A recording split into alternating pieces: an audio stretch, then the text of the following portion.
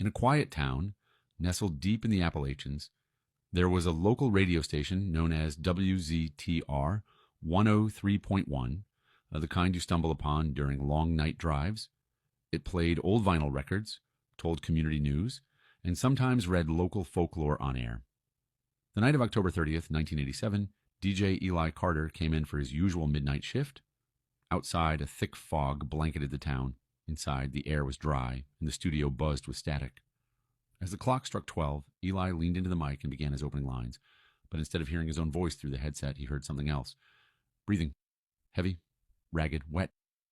He pulled off the headphones, confused, and checked the feed. Everything was normal. He reset the system. Still the breathing remained, growing louder, more desperate. Then came the whispers, unintelligible at first, but slowly shaping into words. It watches through glass. It waits for silence. Thinking it was a prank or signal interference, Eli went on with the show.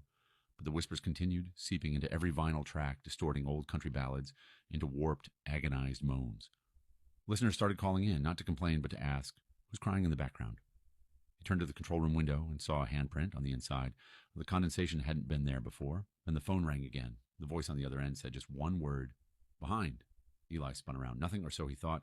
The glass between the studio and hallway was slightly warped, enough to show vague reflections.